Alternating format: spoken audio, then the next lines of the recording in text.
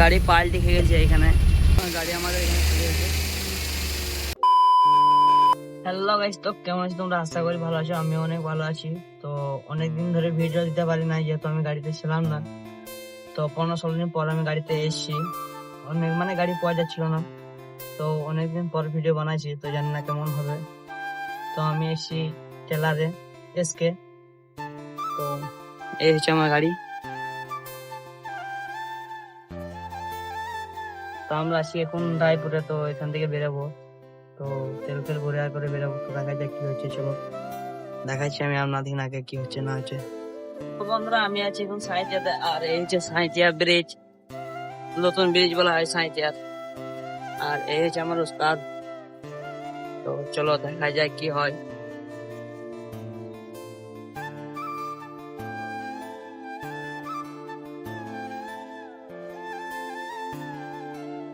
তো রঙ্গাইপুরের রেল গেটে কিন্তু ভাই জাম লেগে গেছে, আর আমি অনেকদিন কিন্তু আসি নাই, আর এসে দেখছি প্রচুর জাম।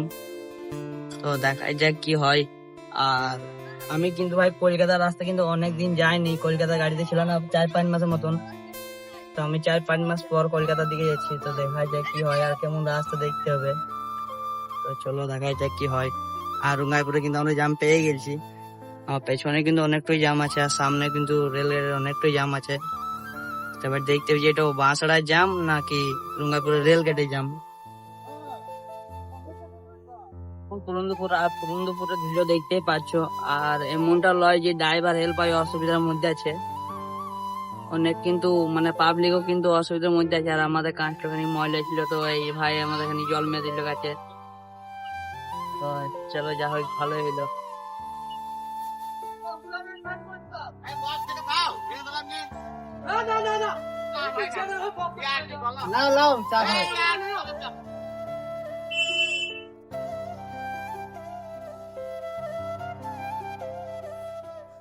ধুলোর কারণে কিন্তু জল মারতেছে রাস্তাতে, এত ধুলো, পাবলিকরা প্রচুর অসুবিধা আছে সাহিত্য থেকে এই পুরন্দপুর রোডটার জন্য।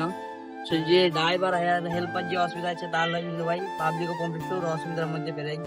তো বন্ধুরা, আমি আছি ঘুষকরা ব্রিজ, আর কোনোদিন আমি কিন্তু ঘুষকরা ব্রিজ চাপিনি, কেন না আমি 3-4 মাস কিন্তু আমি ছিলাম না অন্য গাড়িতে ছিলাম, কলকাতা লাইনে চলেই নাই 3-4 মাস। তো প্রথমবার ঘুষকরা ব্রিজ চাপছে, আর ঘুষকরা ব্রিজ কিন্তু আসলে অনেক ভালো করেছে। আর আমাদের সিউড়ি তো বলারই না, সিউড়ি এখনো কিছু হলোই না। আর এদিকে ঘুষকরা ব্রিজ কিন্তু চালু হয়ে গেছে ভাই, অনেকদিন আগে হয়েছে।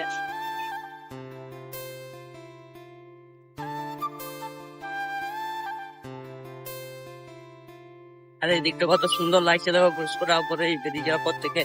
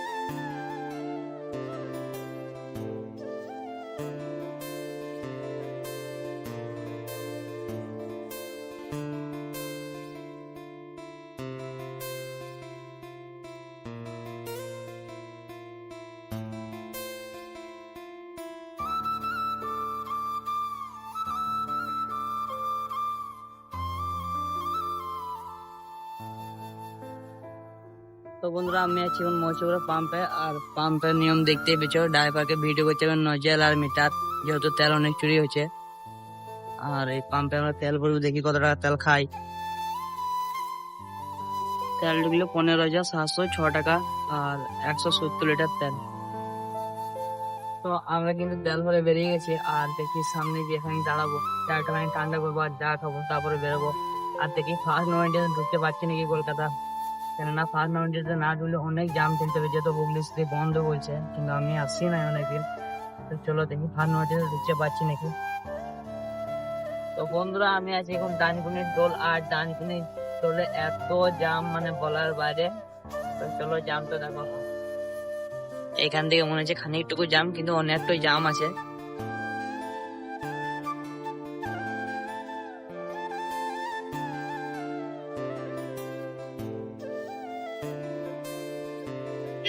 তো বন্ধুরা আমি আছি এখন বালি ব্রিজে, আর আমার ডানকুনির টোল থেকে বালি ব্রিজে আসতে লাগলো 1 ঘন্টা 2 মিনিট। তাও তো বালি ব্রিজে টোলে জাম ছিল না বলেই এতটা অব্দি আসতে পারলাম। তো চলো আগে দেখা যাবে কি জাম আছে কিনা, কেননা এইখানটাতে কিন্তু প্রচুর জাম লাগে, কেননা সিগন্যাল আছে বলে অনেক জাম লাগে। আর এই এখন আমি আছি বালি ব্রিজের অপরে, তো বালি ব্রিজের অপরটা দেখে অপরে সুন্দর লাগে। এটা বলা হয় বালি ব্রিজ, এটাতে ট্রেন যায় এই পাশে।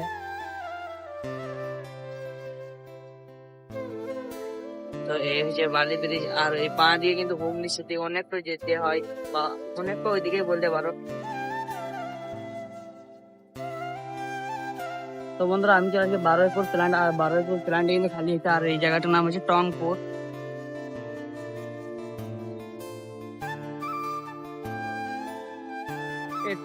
এসকে বাবু নিজের প্ল্যান্ট বটে, আর ওইদিকে একটা বুলা আছে। এই প্ল্যান্ট কিন্তু আমি প্রথমবার এসেছি। গাড়ি আমাদের এখানে খালি আছে।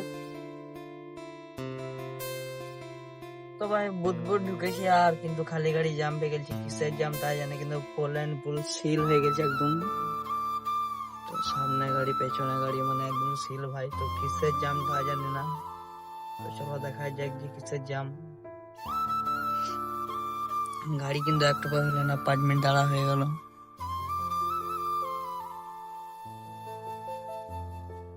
তো যা হোক ভাই, 1-1.5 ঘন্টা পর কিন্তু গাড়ি খানি করে বাজছে, আর আসলে জানি না যে কি হচ্ছে, আর কেউ বলতেও পারছে না যে কি হচ্ছে। তো 1-1.5 ঘন্টা পর খানিকা থেকে বাজছে, আর অনেক ড্রাইভার কিন্তু ঘুমিয়েও গেছে, আর এই কারণে জ্যামটা কিন্তু বেশি লাগে এই ঘুমিয়ে যাওয়ার কারণে, কেননা সারা সারা রাত জেগে গাড়ি চালাই, তারপরে ভোরে দিয়ে খানি ঘুমটা বেশি আসে। তো ওই জন্য আরো জাম লেগে গেছে, অনেকজন ঘুমিয়ে গেছে। তো চলো দেখি কি হচ্ছে আগে, বলতে তো কেউ পারছে না যে কি হচ্ছে না হচ্ছে। তো চলো আগে দেখি। তো ভাই এইখানে একটা কিসের দুর্ঘটনা হয়েছে, আর গাড়ি পাল্টি খেয়ে গেছে। এখানে 6 জায়গায় গাড়ি একটা পাল্টি হয়ে গেছে, কি লোড আছে কিন্তু জানি না। আর ওইদিকে কিন্তু সার্ভিসটা সব ঢুকিয়ে দিয়েছে গাড়িগুলা, আর গাড়ি পাল্টি হওয়ার কারণেই কিন্তু জামটা লেগেছিল। আর আমরা কিন্তু বেশি দূরে ছিলাম না, খানিকটুকু দূরে ছিলাম, যেহেতু আমার ড্রাইভার ঘুমোচ্ছে, নাহলে আমি যেতাম ভিডিওটা করে আসতাম। তো আর হলো না, তো চলো দেখা যাক, যাই। এখানে আবার কিসের জাম সেটাও দেখতে হবে। তো বন্ধুরা আমি আছি এখন জয়দেবে দাঁড়িয়ে, তো চাটা খেয়ে দিয়ে এখান থেকে গাড়ি ছাড়বো, আর আমরা লোড করব। তো দেখি লোড করে আবার কলকাতা ঢুকতে পারবো কি পারবো না। তো আজকের মতন ভিডিওটা এখানে অবধি, আর ভালো থাকবে, চলো বাই।